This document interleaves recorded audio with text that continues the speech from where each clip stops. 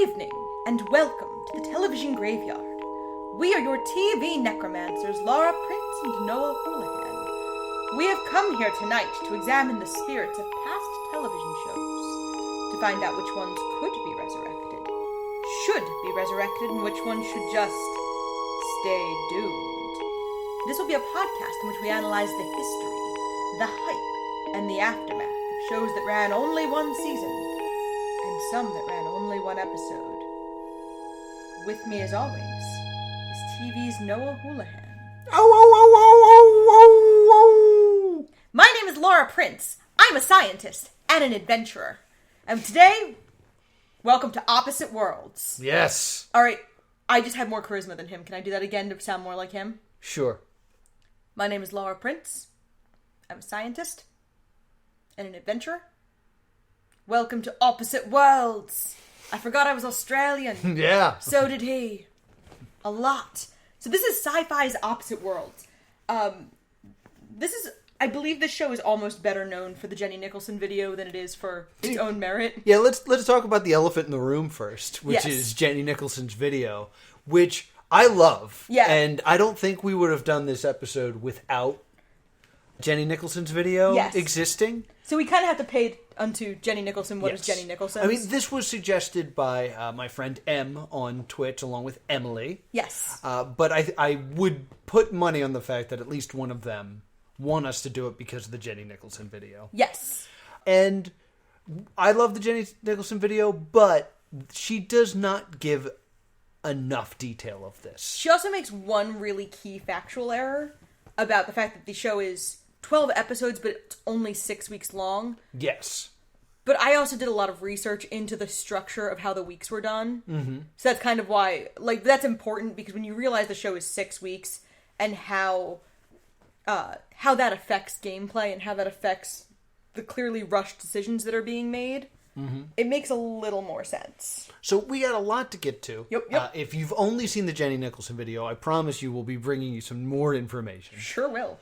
This is the first one we had to buy. Yes. So we bought this on Amazon Prime. Worth it. Hopefully I'll be able to use clips from it. We'll see. And I have a lot of analysis I want to get to on the game as a whole. So let's get through this so I can get to my breakdown. Okay, we have 12 people. Yes. You're 12 people. We'll get to them in... Okay. We'll get to them when we need to... Does it start with 12? No. Oh my god. Because 2 people join later. 5, 6, 7, 8, 9, 10, 11, 12, 13, 14. No, but we do start with 12. We do start with 12? Okay. Okay. We start with 12 because 2 people come in later. Okay. So we start with 12 people. Now, obviously, did no one just sound confused? Yeah. Welcome to the show. Welcome to Opposite Worlds. Because you're going to have those moments of, wait, but they, what? Whatever. So there's this giant house, split down the middle with a glass wall. Yes. That does not go floor to ceiling. It is high, but you can, maybe perchance huck stuff over it. Yes. And there's one side is the future. It is Steve Jobs presents an apartment. Yes. The other side is a cave. Yeah, it's caveman times. Yes, so it's the future, which really kind of just looks like nice stuff. Yeah. And a literal cave. Mm-hmm. I mean, can you name something that they had in the future home that we don't? They had, an Alexa kind of thing. Oh, I'm saying that we personally don't. I mean, we can control my PlayStation through voice. We don't have the crazy, toilet warm thing. Yeah, we didn't have their special toilet. You're right. That's pretty much it, though. Yeah. Everything is just state-of-the-art and expensive is the main thing. And white. Yes, everything is white. Everything the players wear is white. Yes. And there are 12 people, and they are arbitrarily cut into 2 teams of 6. One is sent to the Apple iCondo, and the other one is sent into a literal frickin' cave. Yes. Chronos starts in the future, and Epoch starts in the past. And when they're first in there, the glass wall is tarped off. Mm-hmm. So they just are like, hey, weird tarp. I guess they were probably told not to touch it. Yeah. So they kind of get to know each other, and then a timer appears. Guys, a timer just popped up. There's a timer that just popped up on the TV. I don't know what that means. I really don't like that. I'm enjoying my champagne, and all of a sudden Rachel's like, there's a timer on the wall. First thing that went through my mind was, it's game time. Like, no more champagne, no more toasting. I mean, it's time to compete. It's game on. And then the sheets fall and they realize, oh, there's people on the other side of the wall.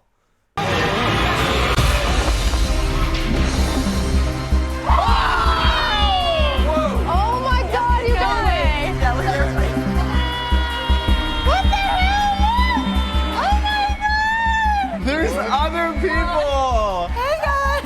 Oh! What? Interesting. Oh my god! Holy. What is this? Wow. Thank God I'm on this side. Cool. Yeah, there's a very weird privacy element that I never really get addressed in the show. Yeah. Of, like, we don't get a really good grip of the layout. Mm-hmm. But I was like, how are people changing? How are people, because the men and women are sleeping in the same room. Right. Even in Kronos. Mm-hmm. So there's literally this is a fishbowl on both sides. Yes. Kronos has beds, they have a very nice kitchen, they have a hot tub, like they have all fire pit.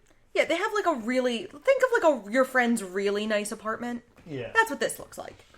You know those houses that have pretentious lions out front?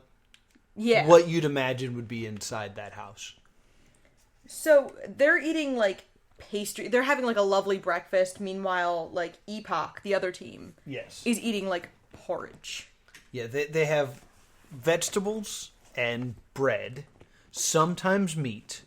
Usually gross. Usually there are flies on it. It comes with flies. Which is going to be something we're going to talk about in a little bit. Yeah. And they pee in a hole in the ground. They also poop in a hole in the ground. And they poop in a hole in the ground. Because at one point, someone says, ew, that turd's like molding. Yeah. Again, this is, I think, something we're going to have to talk about. The way Kronos lives versus the way I think Kronos actually lived. Yes. All right, let's go through these teams real quick. On Team Kronos, who do we have? All right, on Team Kronos, we have Frank. Yes, he's a monster. He's the big dog. He's Roman Reigns. Yes, he's a firefighter, and he is, as they say in the show, a gorilla. Yes. I've been a New York City fireman for 11 years. I love to work out. You know, I want to be the biggest guy walking into the gym. If it's come down to physicality, I'm going all the way. I mean, if you're going to play me in Sudoku, I'm not definitely winning that.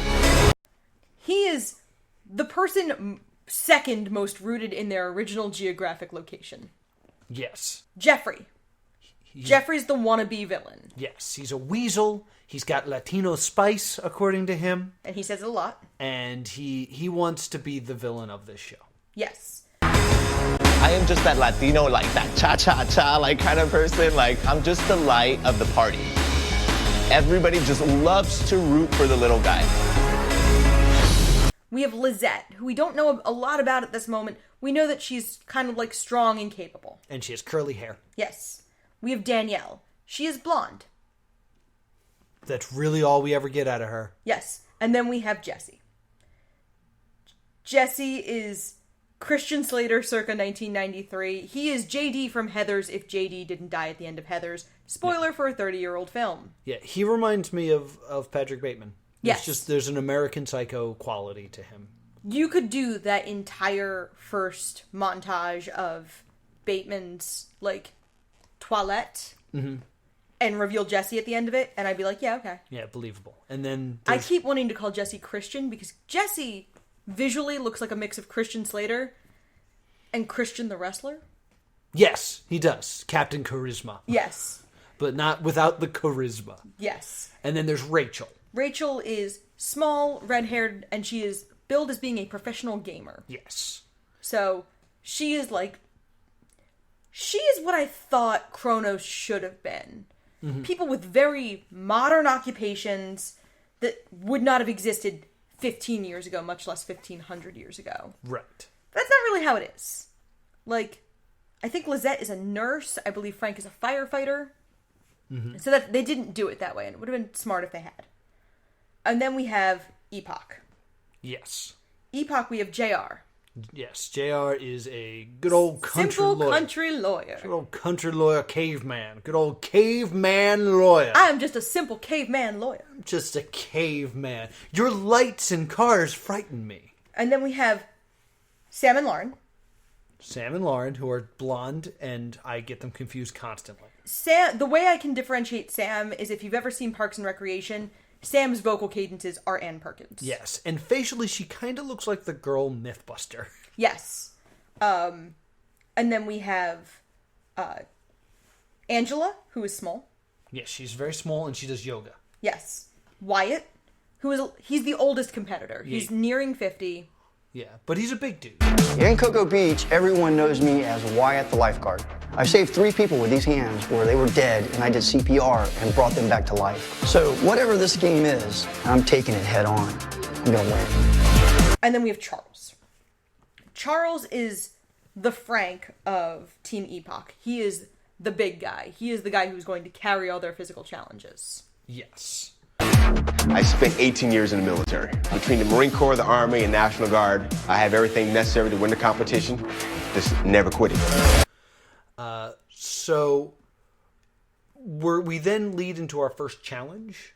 Yes. Which is like the first... Oh, no, I'm sorry. I should explain this, because this is one of my biggest points of contention. Yes. They're told to then go to the present, which is just outside the house. Yes. And Luke Tipple is there. Good evening, everyone. Welcome to Opposite Worlds. My name is Luke Tipple. I'm a scientist, an adventurer, and for the next 6 weeks, I will be leading you on what will be a perilous journey through time. He's Ryan from the OC with less charisma. Yeah. He looks like Ben McKenzie. He does. But like if Ben McKenzie lost all of his charisma in a tragic Gotham-related accident. In a tragic Australian accident. Tragic Australian accident or tragic Australian accent. Oh. Wah, wah, wah. And it's very important that, because this is a moment that could have fixed the entire show. He brings both teams out, asks how they're doing. Cronus is doing great. Epoch is freezing cold, cannot start a fire, and starving because they're in the past. Yeah, they wanted to shoot in Louisiana. This was airing in real time. Yes, it's a live show. Like the Wednesday episodes, this ran 6 weeks. The Tuesday episode was always pre-recorded, and the Wednesday episode was live with packages. Yes. And what would happen, so they're doing this in January. Who remembers the polar vortex we had in 2014? I do. New Orleans did, because they lost, they clearly expected it to be warm. For a number of reasons. One, most of the challenges are outdoors. Yes, involving water. 2, Epoch is clearly, like, in an uninsulated, unheated cave, which is intended to mimic outdoors. And now you have the situation of, like, these people are actually going to, like, get hypothermia. They begin almost immediately sleeping in what can be best described as a puppy pile. Yeah, to like, keep warm. Which is a big issue I actually do have with this game. Yeah. Yes, it turned nothing bad that we know of happened, but when you force that kind of physical closeness on people, like, you are opening up a world of, like, maybe this is a bad situation. It's true. For particularly for the female competitors. Mm-hmm. Like, my first thought is, oh, that's very dangerous to have done. Yeah. In a way that has nothing to do with the living situations themselves, not having any opportunity for safety or privacy. And one thing I do think Jenny Nicholson is right is I don't think the competitors were being watched as closely as they maybe should have been. Mm-hmm. So, like, something really bad could have happened at, like, nearly any time. This is true. After Luke Tipple explains this to them, they explain that there will be a challenge, and whoever wins the challenge will get to choose what side their team will stay in, the future or the past. Yes. And that challenge will happen tomorrow. Back to your current worlds. This entire game would have been fixed as if he just said, will happen tomorrow. Teams switch worlds, so you get to see both sides of it, so you can make an informed decision after your challenge.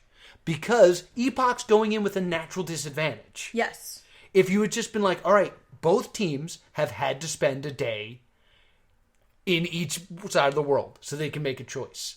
It is never explained why Kronos is in the future and why Epoch is in the past at the start of this. And what doesn't come through in Jenny Nicholson's video, and which you have to struggle to remember watching this, is by the time this is aired, 5 days have elapsed. They've already been living here for 5 days. Yeah. When we, like, see the first episode. Has it been 5 days? Yes. Oh, wow. All right. Yeah, see, like...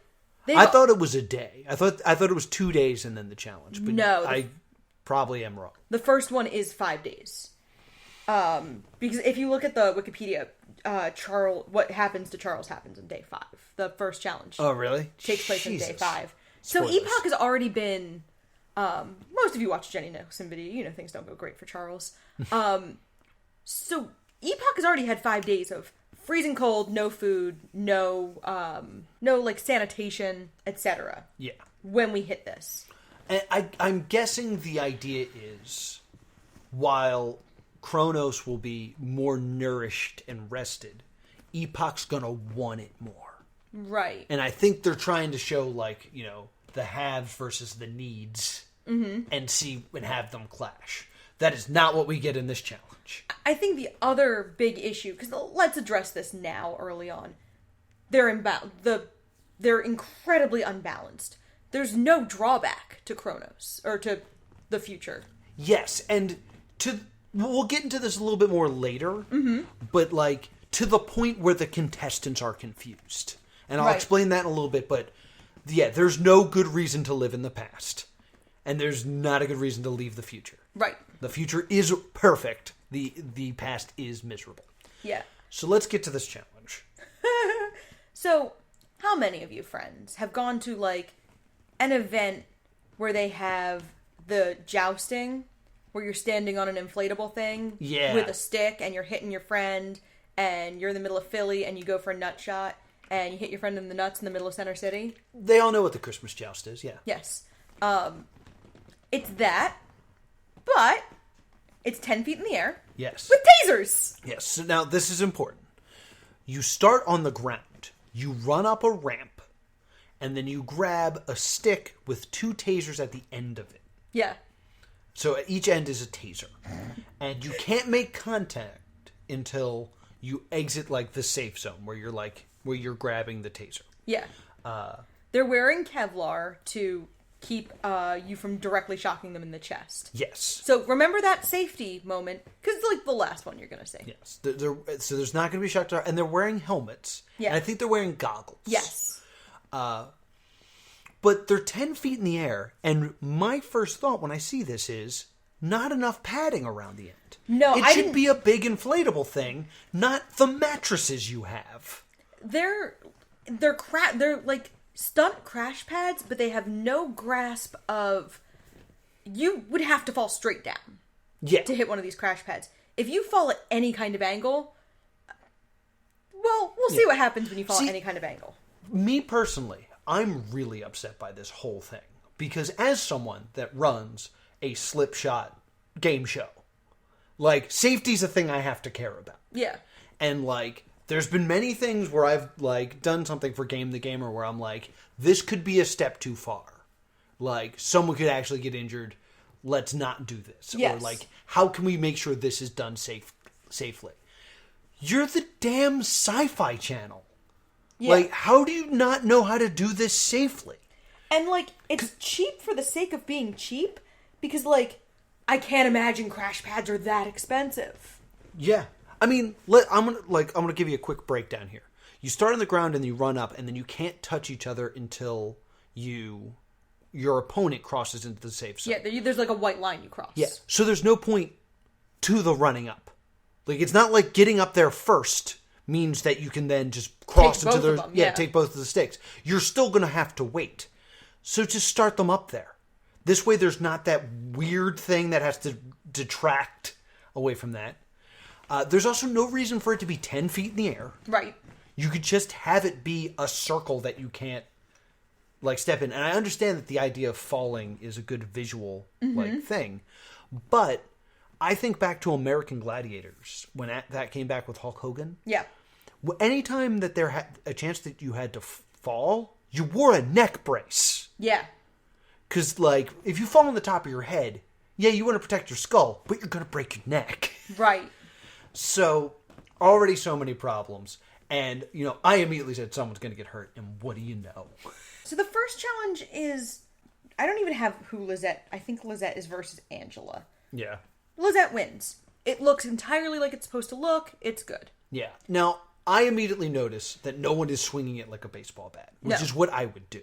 They're kind of using it like a bow staff. A bow staff. And there's just some, like, light shoving. Yeah. So I would like to think that at least they were said, hey, don't swing it like a baseball bat. Yes. So then we have Charles versus Jesse.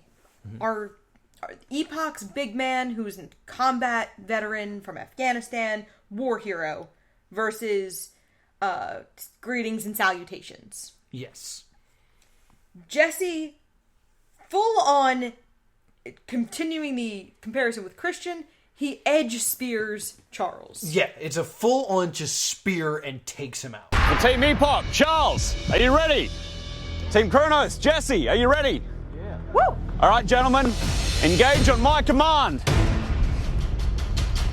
In 3, 2, 1, go! Come on, Jesse! Jesse, come on! Oh my God! He is hurt, man. Yeah, that was hurting. Get medics in, please. Yeah, like, you could play this clip with Michael Cole screaming, "Spear! Spear!" Yeah, by God. And Charles goes all the way down. Yeah. Now, at an angle. At an angle. It kind of looks like he bounces off the ramp that he was coming up. Yeah. And I want to really point out the deceptive camera angles that they do here. Yeah. Because the competitors who are not in the contest at the moment are looking down at Charles, and they all say his leg is broken. Mm-hmm. We never see Charles really again after this moment, though. Like, we never get a shot of him laying there that's not blurred by smoke or something. No, and I imagine that is for graphic reasons. I'm sure, like, it's upsetting. Mm-hmm. And I'm sure it's, based on the injury we find out he has, I'm sure it is, I'm sure it's real bad. Well, you gotta realize, like, the team looking down at him is 10 feet away and can look down and go, that's a broken leg. Yeah.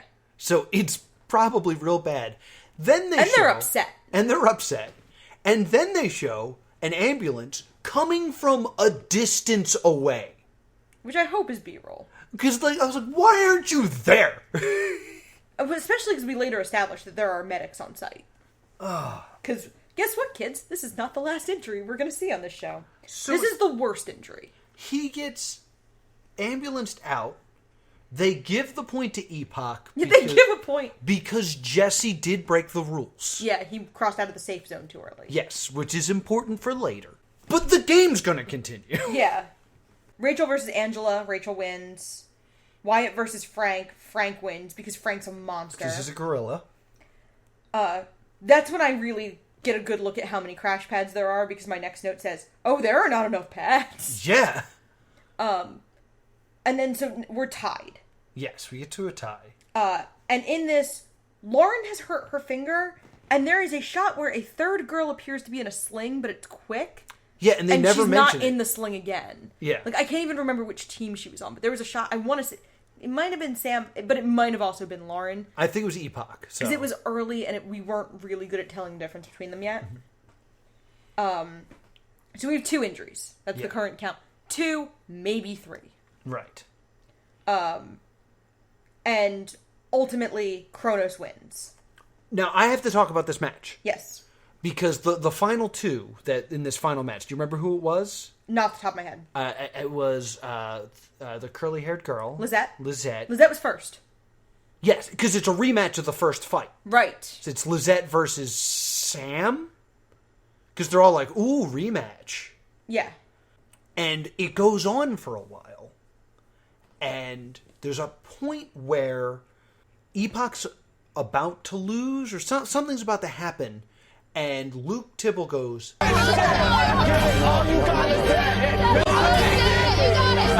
no kicking!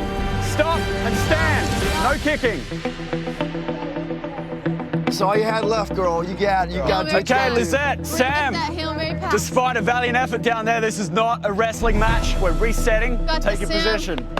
Because they were on the ground doing fairly legitimate looking, like, Olympic style wrestling, not like no one's doing a spear this time. Here's the list of problems right here. They never show kicking. No. They never show anyone being kicked. She was probably kicking her feet to struggle. Mm-hmm. Epoch had the advantage there, and now they're being stood up. Yeah. So now the advantage that they had is gone. And he says, this is not a wrestling match.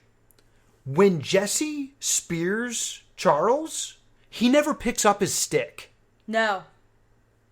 No, he doesn't. So, like, the moment that happened, I would be on that team going, bullshit. Yeah. We watched our teammate die. Yeah. Now you're going to be all about these rules? No. So then we get back into the worlds, and there's a sitting room, and there's a fire pit with a hot tub. Just for reference, Kronos wins picks the future. That should go without saying, but I needed to say it. And then each... Lauren is able to come back. She has a splint on her fingers. Mm-hmm.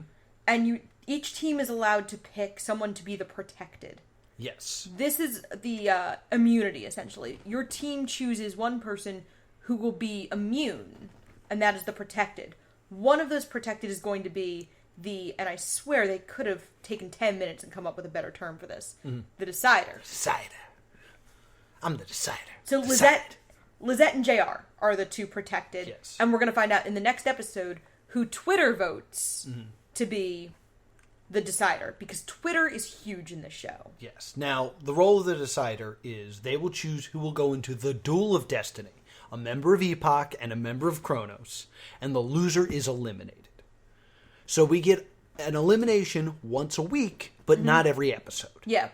Because we get 2 episodes a week. Yeah, so the Wednesday night are the elimination. The Tuesday night are kind of like the video packages and the time challenges. So let's talk about the 2 Twitter aspects of picking the decider. Yes. That's going to be between 2 people. Twitter decides which one of them gets to be the decider. Mm-hmm. And Twitter is going to pick a most liked and least liked contestant every week. Using the Verizon Popularity Index. Opposite Worlds isn't just a social experiment. It's a revolutionary social media experiment. And you, America, are in control. Using a newly created Twitter Popularity Index presented by Verizon, you can change the outcome of the game. Good or bad, when you tweet about a specific player using hashtag Opposite Worlds, you'll affect their popularity index. Every week, the most popular player, as determined by you, will receive a reward. The least popular player will receive a punishment. And you'll get to vote as to what those will be. So keep those tweets coming and watch every episode of Opposite Worlds to see how you've affected the game. But that's the most explanation we get. Yeah. So we can see the second show is a live show, and we already see that the Duel of Destiny is an obstacle course because Luke Tibble's standing outside of it. Yes. These live shows have a ton of recap and a ton of leaning on the social media. Yes. And Luke Tibble is not as good live. And he wasn't very good pre-recorded. Like, we hear him stumble and get confused a lot. Things that are big takeaways from this is we see JR and Jeffrey form an alliance. Yes. The simple country lawyer and the smug snake. Mm-hmm. And we talk about, who is who, and Lizette decides that she's going to choose Angela if she's the decider, and JR lays into Jesse. Yes. Because at this point in the show, everyone's pretty mad at Jesse for really wounding Charles. Mm-hmm. Wait a minute. It just occurred to me. Yes. Usually, when you have these aerial challenges, even on a show like, say, a Rock of Love or a Daisy of Love, they're in harnesses. Yeah. It just occurred to me that, those 2 people should have absolutely been in harnesses. Yeah, why not? It wasn't even the live show. Just do it that way. Yeah, it wasn't even in the live show, so it wasn't like they had to worry about the time it took to put the harnesses on and off. There's no reason Charles should have ever hit the ground. Yeah, and like I said, if you don't want to do harnesses, put it 2 feet in the air. Yeah. Really, what's the difference? Yeah. So then Charles comes back in on crutches, and everybody's, like, happy to see him. But, like, he's pretty miserable because he's broken his tibia in 2 places. Yeah, it requires surgery. Like, it's a nasty injury. We miss you. Thank you. Miss you guys too. I'm doing as well as I can. Broken tibia. Oh. Yeah, 2 different places. Well, you look good. Thank you. You look like you got some food or something. Oh, yeah. Did you get food and maybe some deodorant? I was food, deodorant, and toothpaste. What happens now? You have to have surgery? Yeah, I have to have surgery, yeah. How do you feel about that, man? Man, I kind of feel bad, you know? And then we have this moment where it goes to commercial, but obviously, like, we watched it on Amazon Prime, so we didn't have a commercial. Yeah. And I said it goes to commercial, and Noah just died a little inside. Because on the live show, the music cuts out, and you hear somebody in production, maybe Luke Tibble, because his mic might still be on, going... Yeah, like, I really hope I can pull the exact clip, but you hear just a weird mouth noise.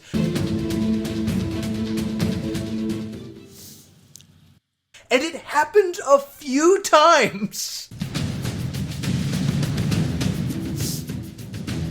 Yeah, almost to the point where we're like, is this part of the theme? I was like, what is this? This is when we realize, we start seeing the talking heads. We're going to get through the live show recaps pretty fast for the most part, because it's a lot of repackaging, it's a lot of repetition. I do have one important moment I need to talk about. Oh, we're going to talk about this episode a little bit more still. Okay. This is when we realize that the main difference is they don't give Epoch any makeup, but they do give them makeup for the talking heads. Yes, because they look way better. Well, one character also has, like, hormonal acne on her chin. And, like, as someone who has that as well, I'm like, oh, friend. And she doesn't have it in the talking heads. Yeah. And I was like, let me tell you how not quickly that crap goes away. Right. Like, I have scars from, like, hormonal acne I had 2 years ago. So that does not go away quickly. Right. She doesn't have it in the talking heads. And I was like, okay, this is the first sign that they are not letting Team Epoch be as unattractive as they would be being in these situations. I have a strong theory that Epoch is being given off-screen. They're still uncomfortable, but they're being given a certain amount of stuff off-screen. Yes. So JR is chosen with 90%. All right, before we get to that. Yes. There's a moment where each one of the protected gets to go and talk to the other team. Yes. And try to gain some information to inform their decision of who will go into the Duel of Destiny. Yes. JR goes over to Kronos, and you can tell that his goal is to figure out what's wrong with the future. Yes. Like, what's the issue with living in the past is evident to them. Yeah. What's the catch? There has to be a catch for the future, and he's desperately looking for it because they could not fathom the idea that Kronos just has it easy for no reason. Yeah, they were like, there should be a catch. There has to be a drawback of some kind. And there isn't one. Just the desperation of being like, so what's the issue? And there's this weird tease that you and I both caught, where in the future, there's an AI. Yeah. And Rachel immediately doesn't trust it. Yeah, they have an AI named Athena, who is Yes. running the house. And Rachel, who is the professional gamer, has clearly played Portal, and side-eyes the AI like, oh no. Yeah, this is going to be a problem. And we see it in, like, the first episode, and then we see it, like, I don't know, in episode 8? Yeah. And then just never again. So, like, they had, like, the tiniest inkling of an idea that they just abandoned. They also make sure the group living in the future has to tell the group living in the past to go outside. Yeah. And I was like, what's to stop them from just not telling them? I mean, I guess nothing, but eventually they'd be like, go tell them. And, like, the social media aspects, like, they have the screen on the Chrono, or on the, I keep saying the Chrono side because they're in it for, like, the first few episodes. On the future side. On the future side. So they're still showing the past at the screen. They're, like, pointing at it and, like, reading it to them. So this is, like, a little broken. And, like, to the point where it can't even support the gameplay. Yeah. You had the idea of there should have been, like, a monolith. in the past that would convey this information to them. Yeah, a monolith would be good. I had an idea that since the past would happen first, the past could be able to do things that, like, affect the future. Like, what if there was a butterfly room? And because, you know, the butterfly effect. And you just mess with something. Like, if you kill this butterfly, it's not a real butterfly in this scenario. If you kill this butterfly, it would affect the invention of television. Yeah. And then you could be like, well, I could smash this and screw over the other team, but eventually I want to live in the future. So maybe I should just leave it alone. There's a point to living in the past. And then you and I actually both had this thought, which means it's like, if you and I both had it, like, it means it should have felt pretty obvious of the way the food should have been balanced.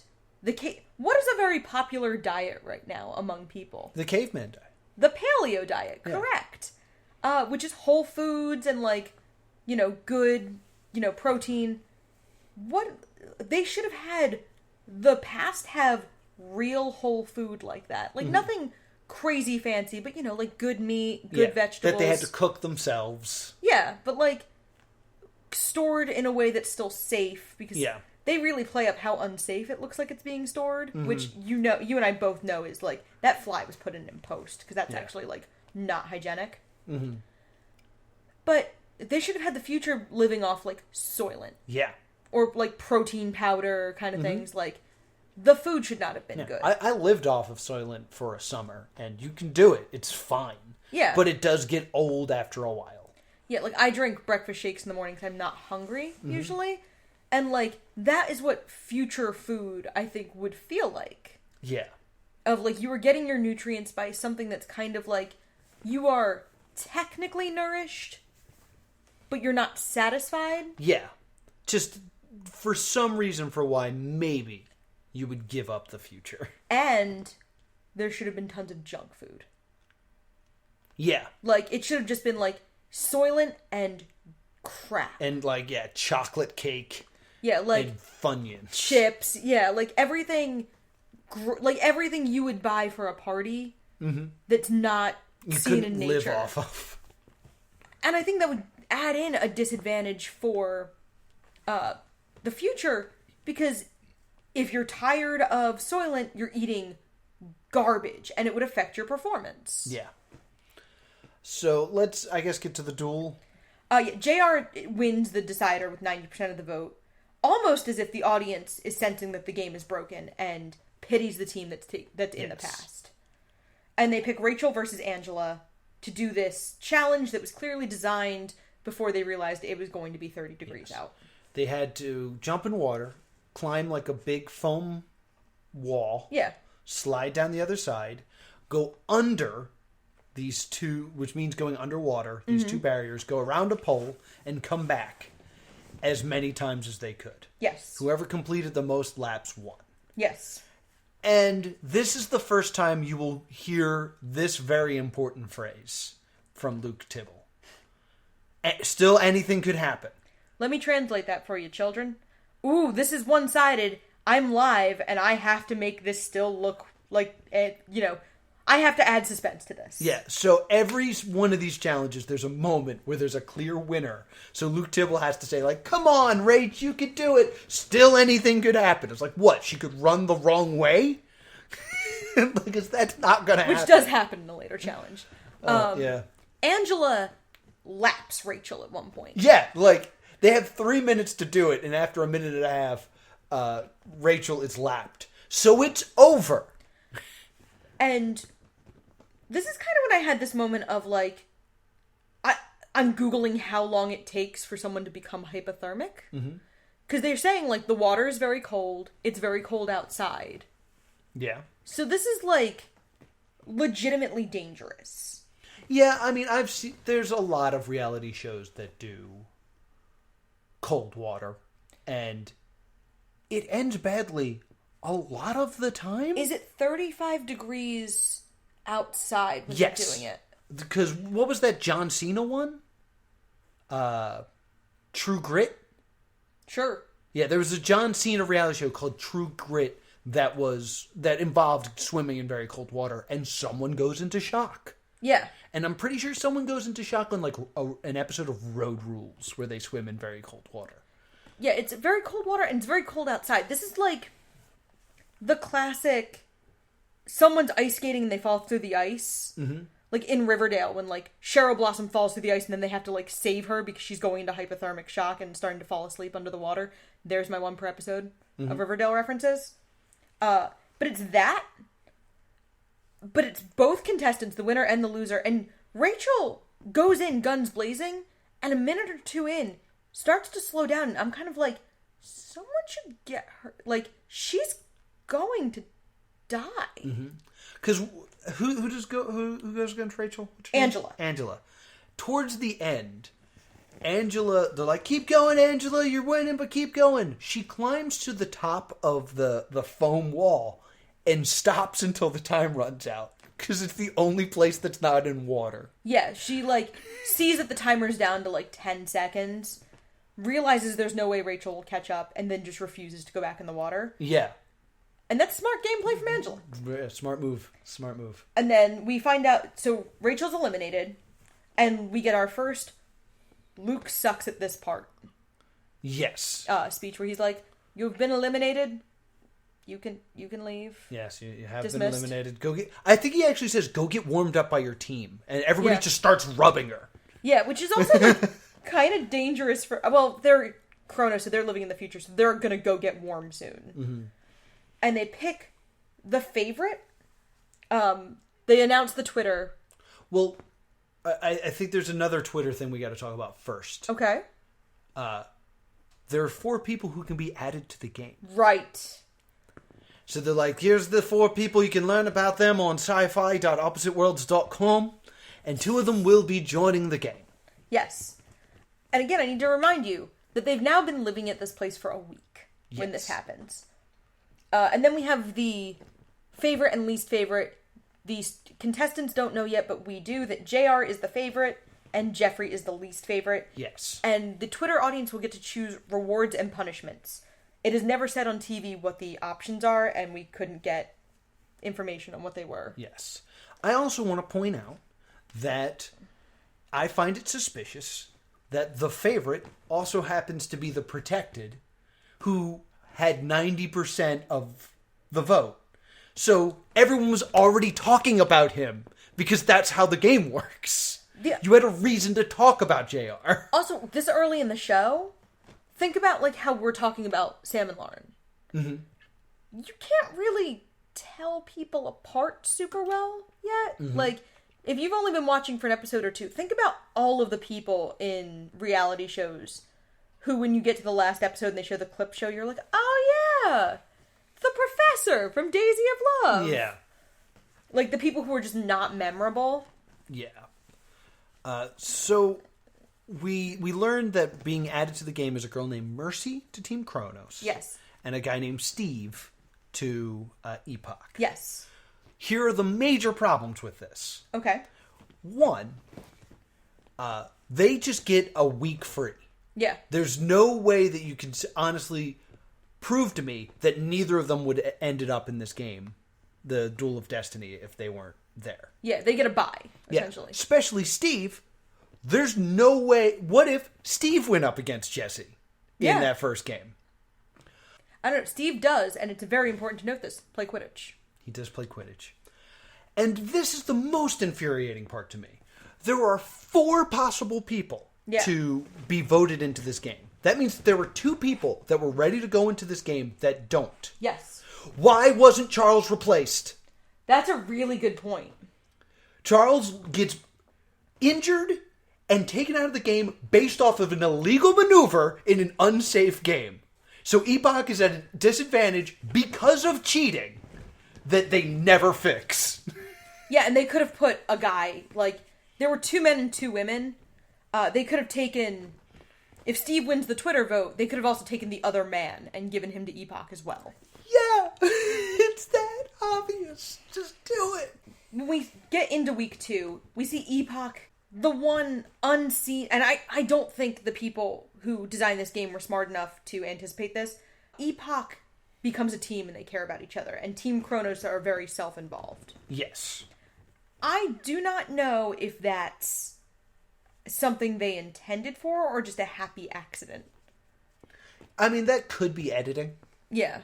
But it definitely does create a nice sense of drama and makes you favor a team. Yes. We get the medieval challenge. And Jenny Nicholson loves talking about this challenge because it's ridiculous. Yes. They tie the new... And both teams pick the new player. Mm-hmm. Because there's no bond yet. Even Kronos kind of is going to have more loyalty to each other than they have to this new girl. Mm-hmm. So they tie these new people to a rack. Yeah. With lots and lots and lots and lots of knots. The teams have to untie them, but there's two people who are throwing tomatoes because that's... These people's idea of medieval times was they went to a Renaissance fair one time. Mm-hmm. And they're like, stocks! Now, I will say, when we did the first Duel of Destiny, I was like, why isn't this just themed over a time? Yeah. And then when we have this challenge and it is, I'm like, okay, they at least figured one thing out about theming. Kind of, yes. So we have them do... And, like, obviously the tomatoes are supposed to be a distraction. Yeah. But Frank and Jesse start throwing the tomatoes at Steve. Yes. And they cut Steve... Because they hit Steve right in the face. And the goggles actually cut Steve. Frank continues to hammer them with tomatoes. Oh, I'm over here, buddy, not over there. Steve, remember to duck your head into those, mate.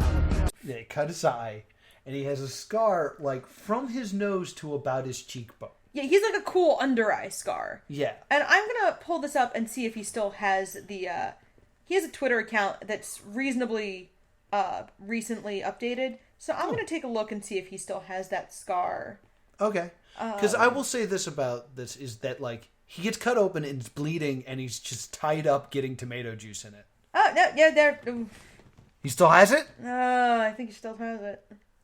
Yikes. That's a shame for the Quidditch player. Yeah. He had a glow up, though. Good for him. So Kronos wins this challenge. Yeah. And chooses to live in the future. What? Yeah. Now... also injury count 4.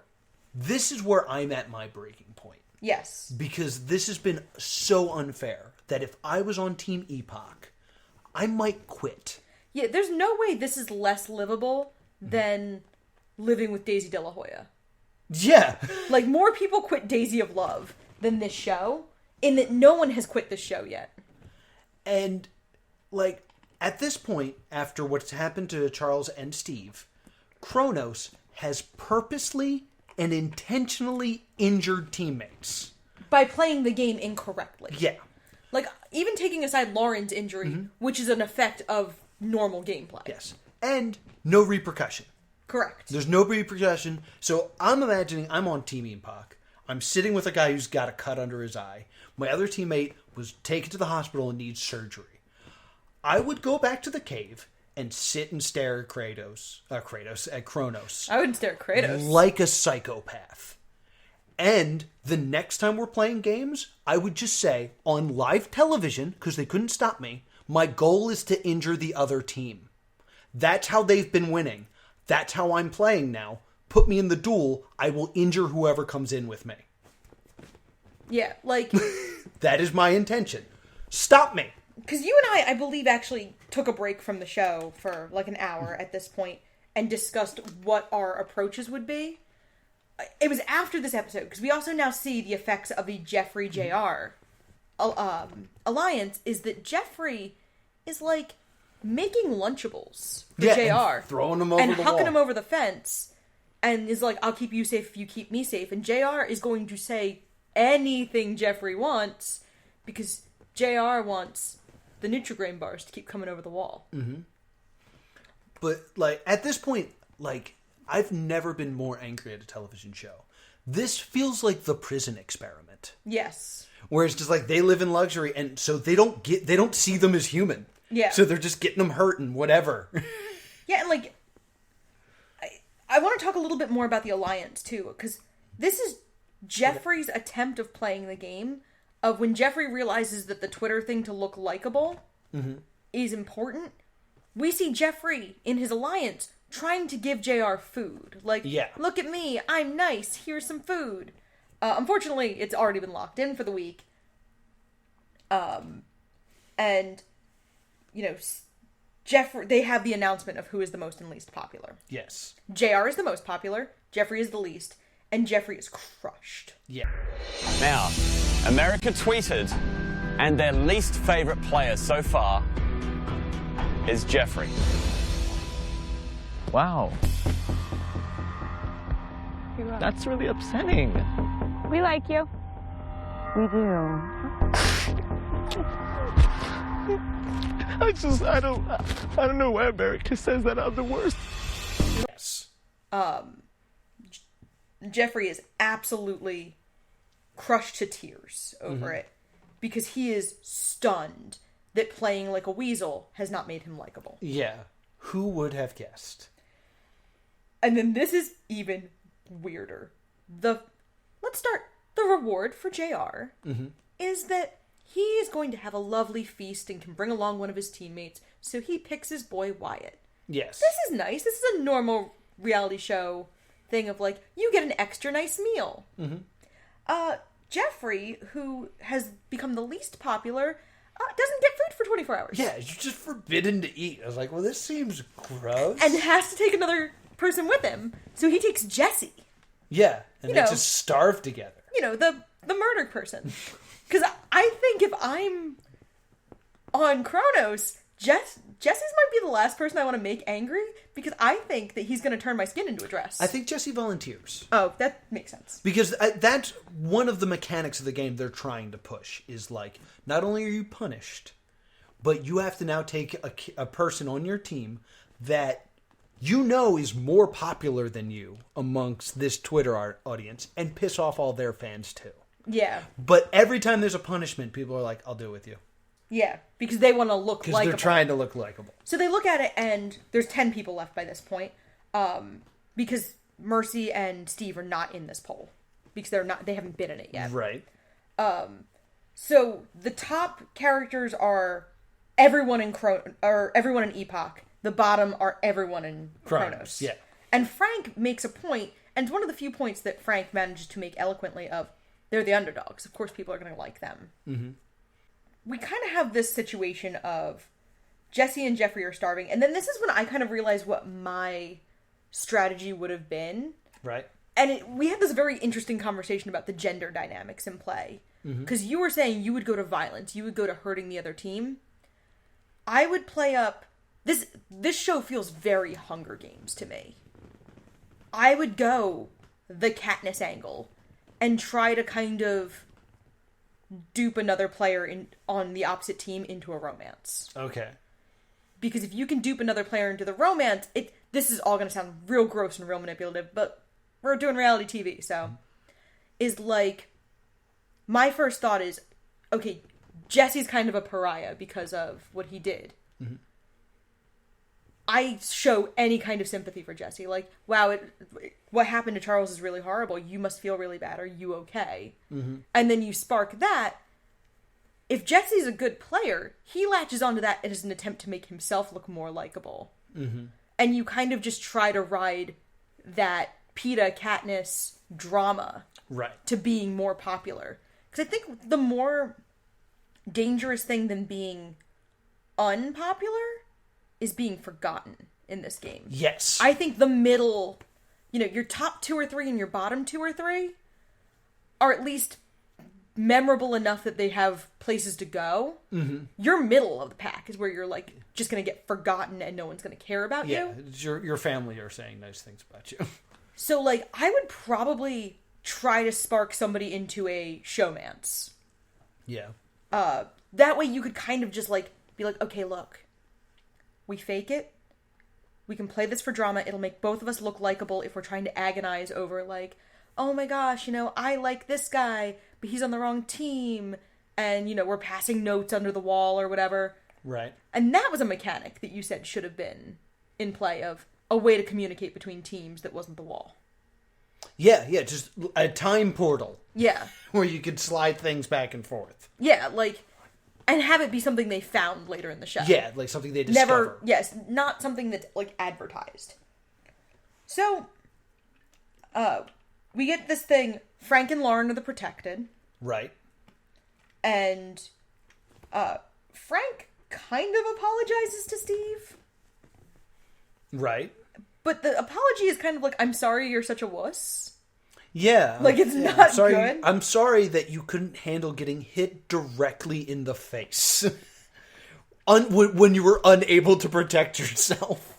And then there's a great moment. One of the few times Jesse comes off as super likable is Frank is like crazy dismissive of Steve because of Quidditch, and Jesse's like, yo, Quidditch is brutal. Yeah. And like explains Quidditch, and that's like the first moment where Jesse is not just a psycho murder person. Yeah. It's like, oh, he's a psycho murder person who knows that Quidditch is a rough sport. And then we have this challenge.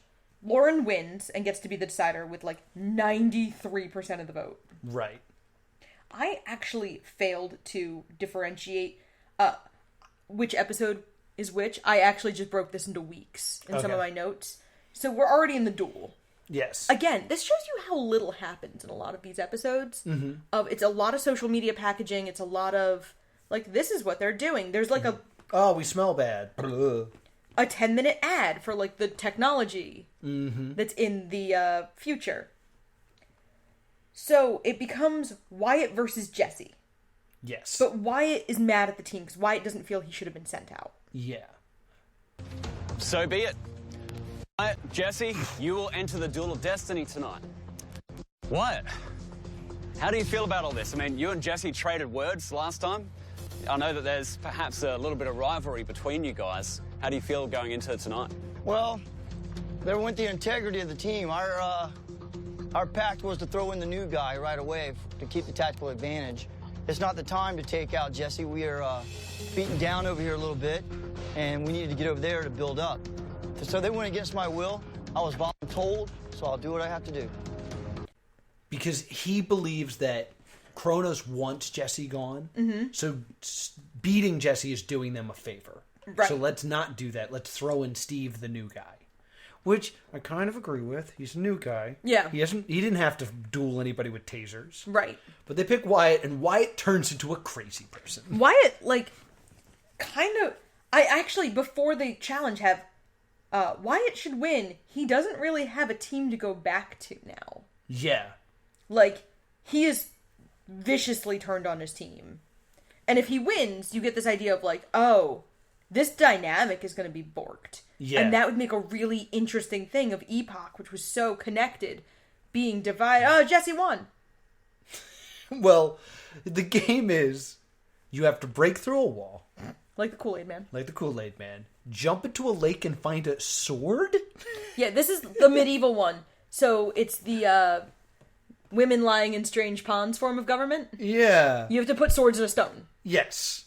Putting the swords in the stone. In the stone. It's backwards. Yeah. So you jump into this like dark water. You find a sword. You run. You go through a tar pit. Yep. And you put the sword in the stone, and then you have to find 5 of them. Yes. Ooh, there's some good editing here. There's not. No. I'm going to break this down because this is upsetting. All right, so it's 5. Each team has to find 5, and they're separated. Yes. So there's definitely an element of luck here. Mm-hmm. Which I immediately think, well, there shouldn't be luck in this game. It should, like... If you find them, you find them. So you could happen to jump in the water and land on one. Or you might have to swim a little bit. And with this show, you could land on one and bust your knee. Yeah. Because this show is not safe. It is neck and neck. Yes. Next sword wins it. They both jump into the water. We cut back to them both searching. Then we cut to the teams watching and cheering on to get their reactions. Miss the fact that Jesse finds a sword. And we just cut to him putting a sword in. Yep. As he's putting the sword in, turns out Wyatt was right behind him. But we had no context for this. Yep. And Luke just goes, and Jesse wins. You have to place it in the sword, and Jesse wins. Yes, and I know, my dears, that you think Noah is exaggerating when he says, and Jesse wins. No. But that's how Luke Tipple sounds. Yeah, that is the level of excitement. Jesse mentions that there's a warming tent that he is going to go to. Go into the warming tent. Which I think someone coached him to do, because I think they were like, hey, are Rachel and Angela dead? Yeah, the people are thinking these people are dying. Jesse is a gracious winner and actually approaches charming Yeah. in this episode.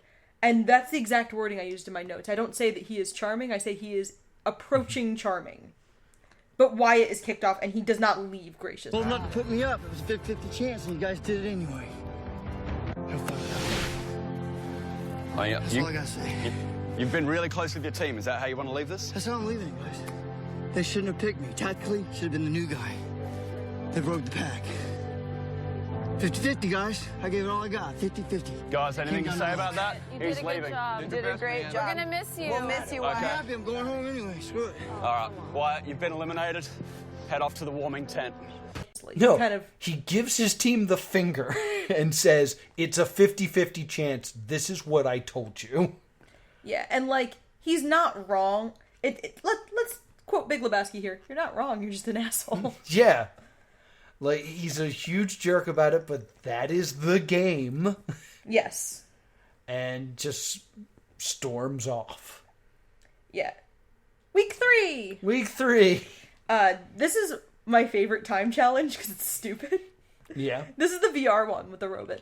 Yeah, the 4 team members are blindfolded and tied together and are guided by a teammate in another room that sees through a robot. Yeah, it's a locked room where they're like in like a command center and they can see through like...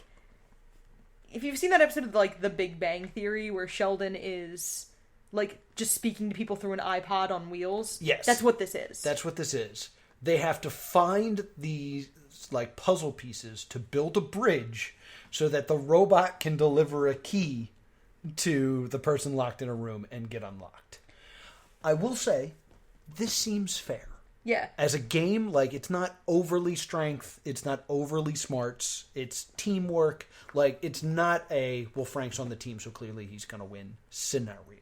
Yeah. This is also the moment where I realized the key flaw in Luke Tipple, adventurer and scientist. Mm-hmm. He is too neutral, and that's what makes him boring. You know what this show needed in a host? Alton Brown from Cutthroat Kitchen.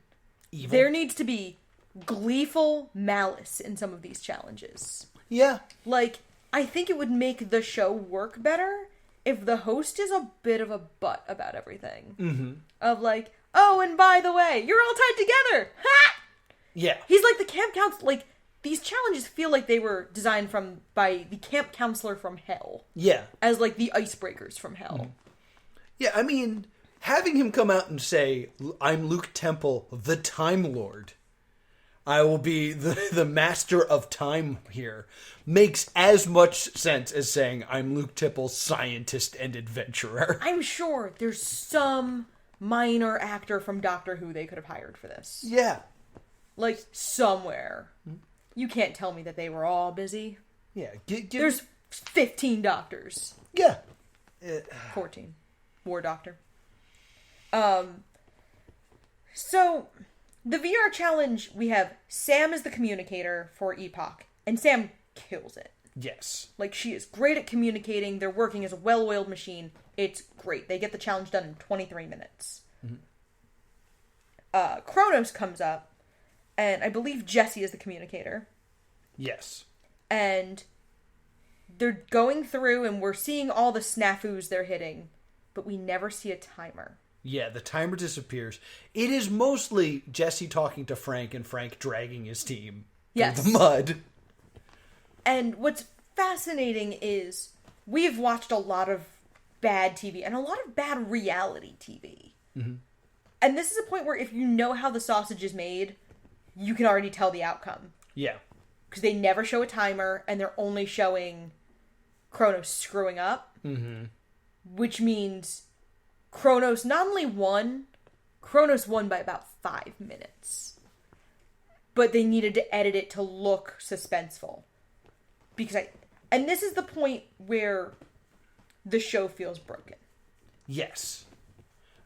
Because once again, Kronos is going to the future. Yes. And Epoch is going to go suffer in the past. They do announce the favorite and least favorite of the week at this point. Mm-hmm. The favorite is Lauren. Yes. And the least favorite is Jessie. Yes. Lauren's gift is that she receives a spa day, and she chooses Sam to share it with. Mm-hmm. Because they are, two women who are very close. this is another moment where we have a bit of foreshadowing. There is a third woman on Team Epoch who looks momentarily jealous, but we never see that plot line through. No. Like, Angela looks a little iced out, and it kind of looks like they're going like, oh, it's this really intense female friendship that Angela's not in on. Right. And so that Angela's hurt by. But we don't do that. Jesse is the least favorite of the week, probably because he hurt a dude. Yeah, remember when he killed that guy? And Jesse has to be the servant. Yeah, it's the opposite. So, it's the opposite world where he has to be a servant. So him and Frank, because he chooses Frank, has to go... Frank steps up. Yeah, he steps up and he gets chosen. Have to go clean the hole that they poop in. And there's also over at Team Epoch. There's also this really funny moment where they're giving them foot massages, and Frank is complaining incessantly because he has to give Steve and JR foot massages. Yeah. And Jesse is giving Angela a foot massage and says nothing. And he's like killing it. Like he's using an orange peel to make it like... I was like, man, he's great at this. But like, we see a talking head of Frank like complaining and kind of being like upset that he touched other dudes' feet. Mm-hmm. And Jesse's just like, this is not the worst day I've had today. Like it's this very weird moment of like, oh, okay. Sam and Danielle are chosen as the protected. Mm-hmm. I literally have a note, Danielle, space, and then I just forgot to finish that note because Danielle has done nothing.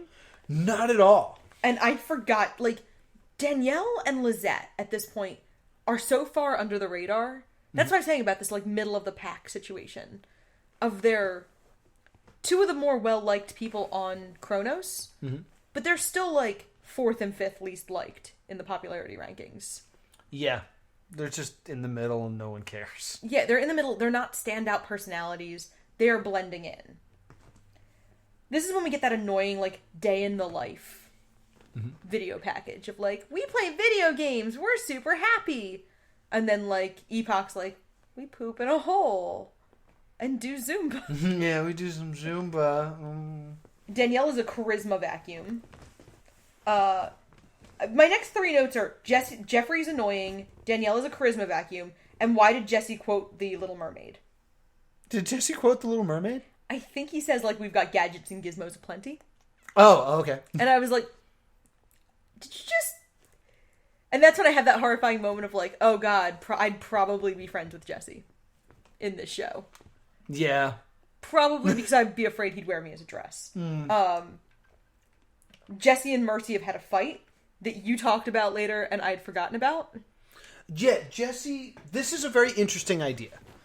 Jesse realizes that, because now Jesse has done both punishments. Yes. Kronos will never win a challenge when it comes to the Twitter popularity vote as long as they're in the future. Mm-hmm. So he throws out the idea, if we win, why don't we choose the past? Show America we can do it. Show that we're showing mercy to Team Epoch and want it to be an even game, because this game is broken and the producers aren't going to fix it, so we can. So he puts out this idea of, like, let's choose the past. Maybe there's something about the past we don't know, because they're still confused about the idea that one is just perfect and the other is just miserable. There has to be a catch. So he brings that up, and Mercy, in literally the only moment of her stay that I can talk about, gets this, like, angry, like, I'm an athlete. She does the claps. Yeah. I'm an athlete. I'm not going over there until you rip it from my hands. And Jesse's like, get out of my face. And then Mercy puts her entire face in his face. Yes. But this is an interesting idea. That we've now gotten to the point where they are considering getting rid of luxury to try to earn favor with the audience. Yeah. To show, like, the audience is having that big of an effect on the game. Yes. So it's like it's one of the few moments where I'm like, ooh, they're discussing strategy. Yes. And it's also, like, establishing Jesse as a game player. Yes. It's establishing Jesse as not just a psychopath. he's starting to, like, show he understands how the game is played. Mm-hmm. And it's, like, telegraphing, like, oh, this is going to be interesting in the future. And then we see the Jeffrey and JR alliance, and Danielle catches Jeffrey talking to JR. Yes. Because Jeffrey is bad at being a snake. It should be noted that he's talking to JR through the glass wall in the bathroom. So I just want to point out, there's a glass wall in the bathroom. Yeah, I've had that thought of, like, oh, there's like no privacy involved here. And I don't think we mentioned this, but there's a moment between JR and Jeffrey where they're trying to establish their alliance, where JR fist pounds the glass, and Jeffrey puts his hand flat against it and makes like a turkey. I was like, just to show how, like, not on the same page they are. And then, like, Jeffrey cries when Danielle catches him because Jeffrey. Yes. And Luke brings out Jeffrey and JR, and this is something I want to point out. Jeffrey's wearing a white coat, like he always would be. Yes. JR's wearing a coat. Yeah, they finally give these poor freezing people coats. They had to Amazon Prime out some brown coats for Epoch, because the furs were not doing it anymore, and I think they were realizing, like, it looked bad. Yeah, it looks like you're just torturing people. Jeffrey admits that he's fake crying most of the time. On camera. To the American audience. The other players don't see it, but, like, the audience sees Jeffrey go, like, I am fake crying. Yes, the audience, who is in charge of the Twitter vote. Like, anytime Jeffrey's in a talking head, he's just kind of like, here's another reason not to like me. And I realized that the problem becomes Jeffrey is trying to use JR, who was previously the most popular player, to become more likable. But instead it's the bucket of crabs thing. Yeah. Where Jeffrey is clawing JR down, and JR is becoming ever less likable by hanging out with Jeffrey. So Sam ends up being the decider, and it's this, like, chase or be chased labyrinth. Well, this is important. Because this cracks me up. When the two protected are Sam and who do they pick on the other side? Danielle, they for pick some Danielle, reason. right. They give them a clue. Yeah. And they're like, speed and agility is the clue. Yeah. And then the teams go and discuss, like, who from our team should go up, who should we choose from the other team, how should we figure it out? And Lizette goes, so the clue is speed and agility. All the challenges have been speed and agility. Yeah! So, Angela volunteers to step up against Frank for some reason, and Sam lets it happen. Well, Sam says, Angela, it's going to be you. Yeah, because Angela has not done much. Because she's small, so she'll probably be agile. So she's like, we're thinking Frank. But, like, they could also throw in, I think they consider Lizette. Yeah. We're like, Frank would be better for the team if Frank is gone, and we think he's real big, so he's probably not that fast. Smash cut to Frank going, I'm really fast. Yes. I might be big, I'm real fast. But Sam chooses Frank versus Angela, and Luke Tipple looks at her and goes, okay. All right, a little David and Goliath thing going on here. Huh? All right. So it's chase or be chased. Angela chooses to be chased, and then Frank has to chase her. We gotta slow up a little bit here. Okay. They flip a coin to decide who gets to choose who to be chased and who to be the chaser. You will never convince me that coin was not loaded. I totally believe the coin was loaded because they give it to Epoch. Epoch wins, and she's like, I want to be chased by Frank. And there's a moment where Luke is like, fine! You guys can't figure out anything, can you? And you can kind of see Frank like, no, I really don't want to do this. Like, Frank is uncomfortable. So, Angela, it's now up to you. In tonight's duel, you get to choose if you will chase or be chased. I will choose to be chased. Okay. Angela chooses to be chased, so be it. Frank, you'll have to go after her. Because the chaser has to survive for a minute? The chasee, yes. Oh, yeah, the chasee. Is it a minute or is it longer? It's a minute. It's a minute. The chaser just has to catch him in this arena in a minute. 11 seconds later. I just want to point this out before we go into it. how easy it would have been to be like, each of you will get a turn to be the chaser or the chasee. Whoever has the best time wins. Yep.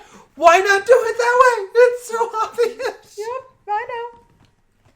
So, 11 seconds later. Yeah. So I want you to try to imagine this with me here. Frank has to start by crawling through a labyrinth. Yes. And he's very big, so you would think him crawling through it would be difficult. Unless he was like a firefighter. Yeah. Who was trained to crawl through things. Meanwhile, Angela's going to zip line in. Like Tinkerbell. Like Tinkerbell. And then she can run through, there's like a tube, and then there's like a bunch of cardboard tube like forest, and then there's like another thing you can kind of go through. There's like a ramp, and there's like a foam wall you can break through. Yes. Like there's a bunch of stuff.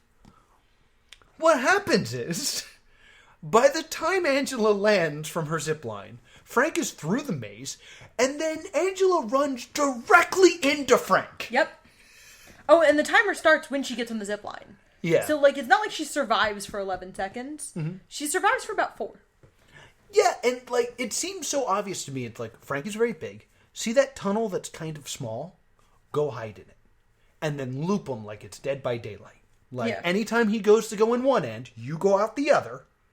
And if he starts to crawl through, then run away. If he tries to catch you, go back in the tube and crawl through.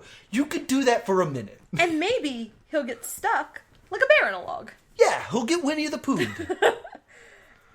But instead, she runs directly at him. Cling to the zip line and just try to stay out of reach. Like, I'm of the opinion that she quit. That this is a Fox-based suicide? Just like, yeah, go ahead and take it. Yeah. Because I cannot understand why she would run directly into Frank. And it also should be noted, because this is a trend with Frank, Frank overly celebrates. Oh, yeah. Beast mode! Rah! Because you have to rip a flag off the chassis. Yeah. He tries to rip the flag in half and fails to do so. That is something we will see over and over and over again. And Frank has the flag. It's over in 10 seconds. Angela is eliminated. Teams, head on down. Head on down to your players.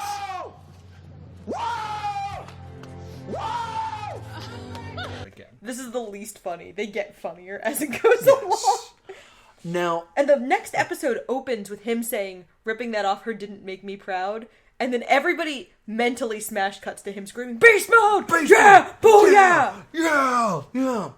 So that is the end of week 3. So that's 6 of the 12 episodes. I think this is going to be a Stay Doomed first. I think we're going to give you a 2-parter for this one. To be continued. Because there's so much more we have to say about this. Guys, we have like 8 more injuries to cover. Yeah, we got a bunch more injuries to talk about. How did Jenny Nicholson get through the show in 20 minutes? Yeah, I have no idea. But we have a lot more to talk about here. And since this was this is probably our most suggested show. Yeah, so thanks, Jenny. We want to give this the much love as you guys earn. Or just, yeah, you try that sentence again. We want to give this as much love as you guys wanted, since you guys wanted this episode so bad. So we're going to make it a 2-part episode. And so next week we'll give you the second half of this. And basically you're getting another episode of Stay Tuned. So yay! Extended! Extended for another episode. Woo! So anything you want to add about this first half so far? We end with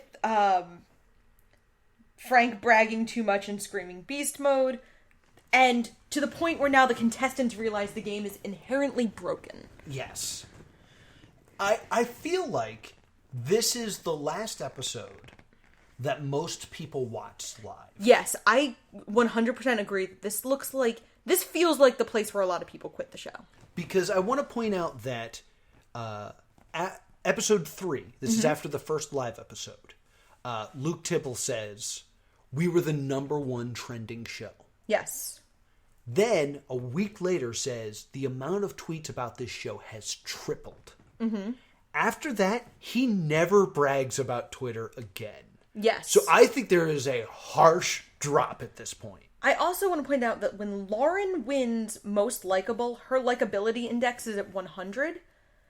Another character's at 38 and wins in a later episode. Yeah. So the amount of tweets do fall off significantly. Yes, it's also, this is something I want to like point out from like a design point of view. We, as an audience, what we want more than anything is to see Epoch in the future. Yes. Like, that is what they have built into us right now. Epoch is beaten down. They're the underdogs. They deserve the future. We want to see them in the future. Absolutely. But since this is going on live, that is a promise that the show can't make to us. That they will ever make it to the future.